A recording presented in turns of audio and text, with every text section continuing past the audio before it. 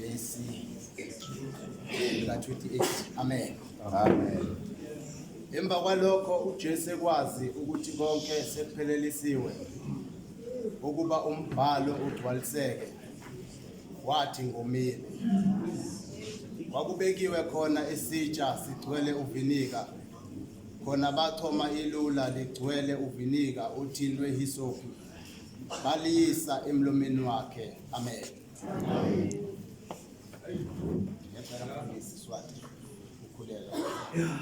Siyabonga baba, izwi lakho lingokwesibili, elungele ukuyala nokusona, liphelele, liqinisile, likhuluma kahlongasile kunelithela. Izwi lakho uNkulunkulu wethu ongcwele likhuluma amahlathi aseKhadeshi. Izwi lakho liyaduma njengamanzi amaningi. Izwi lakho liqheza amadwala njengesamba. Ongcwele nakusondeza isikhathi umkhonzo wakhe esamila, yokhuluma engathi awusophinde ukhulume. Egameni likaJesu Kristu waseNazaretha uhlala olimini lakhe. Ngithulisa yonke imisindo, ngihlolelisa yonke imimoya nemibuso yamadimoni yonke engama against izwi lakho kule ndawo, ngegama likaJesu Kristu. Ngicela umkhonzo wakho umkhulumisa into enkulu kule ndawo, ushintshe ukuphila kwethu. Izwi lakho manje libe njengembewu bawethu ongcwele, iwele emhlabathini ovundile, lithele inkulu egameni likaJesu. Samukela ngokubonga ke Nkosi ukukhuluma kwakho ngoJesu Inkosi ophilayo, ibandla lethu. Amen.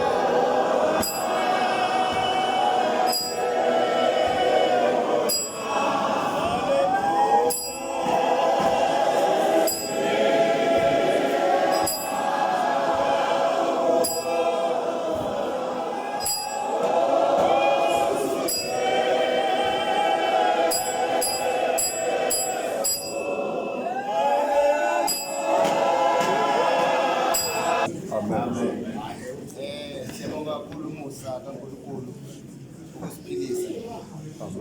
Kodwa la sifunda khona uverse 28 uthi emva kwalokho uJesu ekwazi ukuthi konke sekuphelelisiwe ukuba umbhalo ugcwaliseke, wathi ngomile.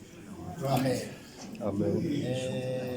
Ngenxa yesikhathi esifishane bazalwane, nami umuntu onkantayo landa kawo.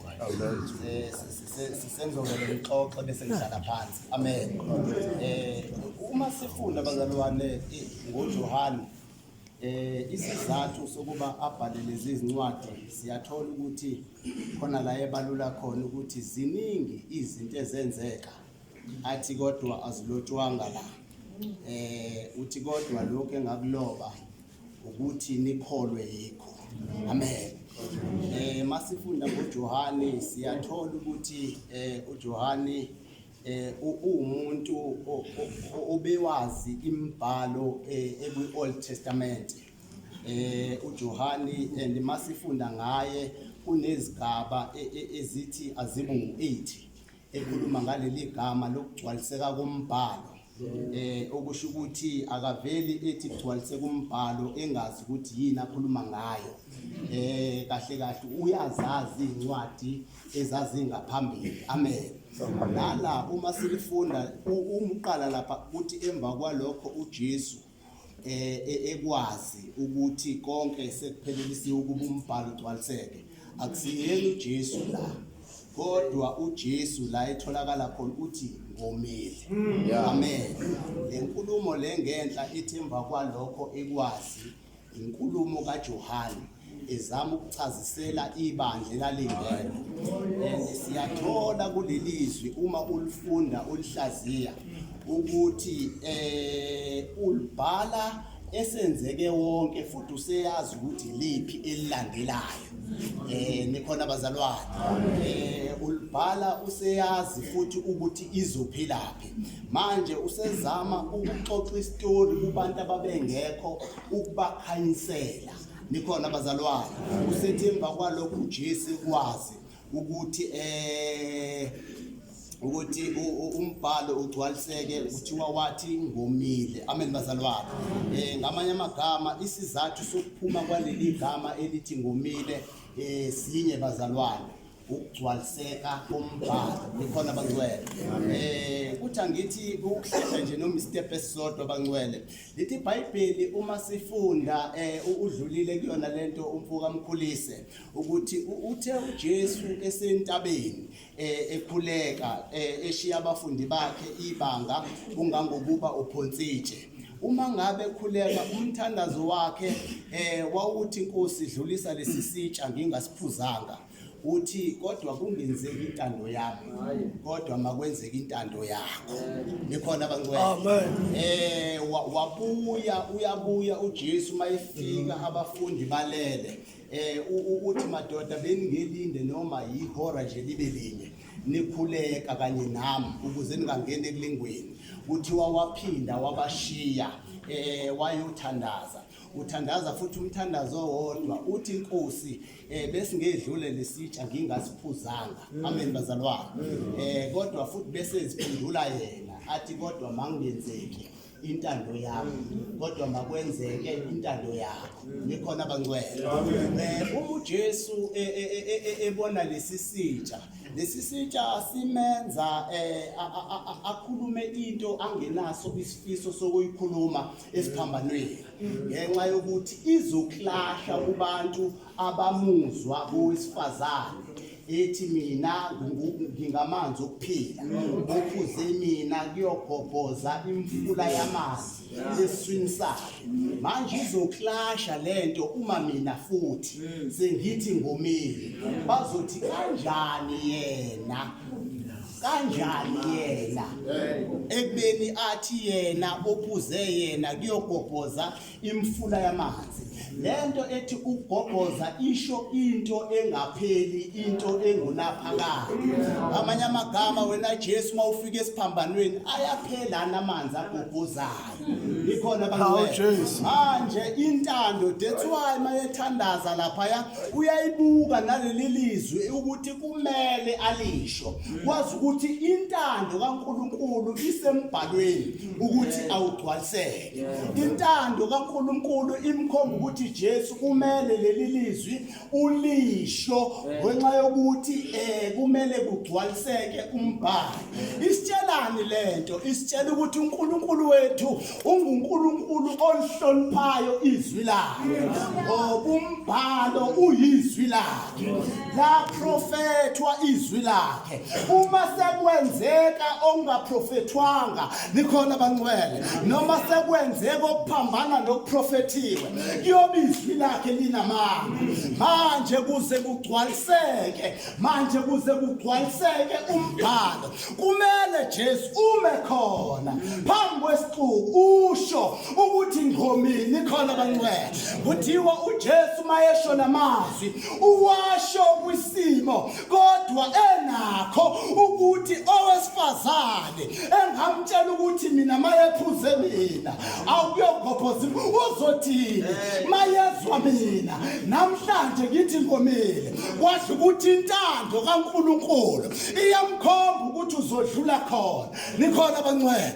Bathi ngithi namhlanje sengihlala phansi intando kaNkulunkulu kuyenzeka ikhombe kwindawo lawo ungeke wena ufisa ukuba khona nalawo ungeke wasicabanga ukhona. Intando kaNkulunkulu kuyenzeka ithi uzokhula wena ungenabo abazali awukhona abangcwele ukhulu uyintandane kodwa kuyintando kaNkulunkulu kuyenzeka intando kaSimakade ingakwenzisi ukuthanda wena futhi ingakusebenzisi umsebenzi othanda wena kodwa wenza umsebenzi ongawuthandi intando kaNkulunkulu intando kaNkulunkulu isidlulisa kwezimo esingakaze sasicabanga sikuzona kodwa iwili yakhe angenzeki intando yami kodwa makwenzeke yakho manje uJesu mayesesiphambanweni uzwakala ekhuluma lelizwi ethi ngomile kodwa sitholile la uma ngabe kusasohambeni kuthiwa kwezwa kuyena beza novinika bethi beyamphuzisa ngesikhathi esaye esiphambanweni wawunqaba isizathu salokho kuthiwa lo yavinika wawukade uthakiwe uma ngabe ufunda ngawo kuthiwa lo yavinika wawukade uthakwe ukuthi ukwazi ukulondoloza inhlungu esegazini manje uJesu ukuze kufeze kumbhalo ethi wabuthwala ubuhlungu bethu umela buze ngethwaye nqaba uvinika ngoba mayamkela uvinika buzomthoba inhlungu umlondoloze kathi yena amadingi ukulondolozwa uyena olondolozayo nikhona abangcwele samhlala phansi manje uJesu uyayinqaba lento kavinika bathi babewuhlaziya lovinika okade uthakiwe wafaka imure nikhona abangcwele undawo wawuthakwa ngawo wakwenzela ukuthi umnika amandla ubamba inhlungu angithi nabo bayazi ngoba kwakuyamasosha aseRoma ayekade embethela into ayijwayele le ukuthi uvinika into esetshenziswayo ukuthoba inhlungu esegazini ukuzalondolozeke azafike la kumele kufike khona manje mayefika uJesu uyawunqaba lo sesizwa ke lombhalo uNkulunkulu afuna uJesu awugcwalise siuzwa ngale uDavide ethi banginika inyongo ibukudla kwami yiphi le nyongo abakhuluma ngayo ilovinika owawuqutshwe nemura bethi bamnika wona wawunqaba uthe ekomeni kwami bangiphuzisa uvinika nikhona abangcwele sengihlala phansi ngomile uJesu akomele izinto eziningi futhi akomele abantu nikhona abangcwele akomele lento abantu wayomela imphefumulo awunikhona abangcwele vele angithi simzwile lapha uthi sekuphelelisiwe ukumbhalo ugcwaliseke amanye amagama wonke umsebenzi usuwenziwe awu amen wathi angithi sengihlala phansi lento kaJesu ithi ngesikhathi ehlatshwa kuchitheka igazi lakhe kwakade kwenzeka lento yokhokho kwesono nikhona abangcwele akhulume ngayo umfundisi uSwati ukuthi igazi lakhe libe inhlawulo yesono nikhona abangcwele kodwa sizwa mangabe uJesu efa noma uJesu kuchitheka igazi lakhe kusukela bemshaya ngesiswebhu esasixebula igazi sizwa kuthiwa lalikade lichitheka igazi lakhe echithekeni kwegazi lakhe ila khona abantu bonke bathola insindiso ngamanye amagama umsebenzi wemphefumulo yabantu uqedile ngayo manje mayethi ngomile ingobe emzimbeni wakhe ingoba emzimbeni wakhe udrainekile ngesimo sokuthi wayengumuntu ngokuphelele futhi wayenguNkulunkulu ngokuphelele. Uma ekhuluma ngokoma ulikhuluma kwisigaba sokuba umuntu ngokuphelele. Ikhona bakungcwele futhi lokho akudalwa ukuthi uNkulunkulu umflathele kodwa ukuthi igcwaliseke umbhalo. Nikhona bangcwele semhlala phansi uNkulunkulu akanibusise kodwa le sasibuyela emakhaya uNkulunkulu into ayaziyo la ihloniphayo umbhalo wakhe. uNkulunkulu into ayithobelayo izwi lakhe. Nikhona bangcwele izwi lakhe yona yodwa into ayihloniphayo. Sesizwa ke ngomose sizwa ngomose uNkulunkulu edecide ukushiya uIsrael ethi ngiyaniyeka manje uthi uMose enyukela kuNkulunkulu eyothandaza ethi uNkulunkulu awusithembisanga yini wena ukuthi awushiye ehlane kodwa usithembise izwe lesethembiso laseKhenana elivamayo uju lenyosi nobisi. Manje kanjani na Jehova uthi manje uzosishiya la? Awu amen.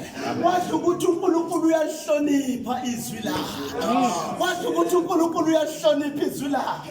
Washintsha isinqumo abekade esesithathile lekhona bangcwele. Sengibuyele enzansi ke uze nibone ukuthi uyalihlonipha izwi lakhe. Ngike ngezwa umbhali ethi uma ngabe umuntu enesindo enesivakashi simvakashele into ayenzayo uya kumakhelwane wakhe uma engenayo into azomphakela yona noma azoyiphakela isivakashi sakhe kodwa bese yakumakhelwane wakhe ayongqongqoza phakathi kwamabili. Usethi ke ngenxa yokukhombisisa kahle umakhelwane uNkulunkulu usethi ke uyamvulela ngoba uNkulunkulu ohlonipha izwi lakhe uyamvulela ukuba amnike lokho akufunayo. Ngifuna ukuthini semhlala phansi? Ngifuna ukuthi kunezinto empilweni esizithandazelayo ukuba sizifumane kodwa uNkulunkulu azikho hlelweni lwakhe. Amen. Kunezinto esizifisayo empilweni yethu ukuba sibe nazo kodwa zikho hlelweni lesimakade impilo yethu. Manje ukuze sifumane lezo zinto kumele sikhombisise kahle. Awu amen. uNkulunkulu akanibusise bazalwane.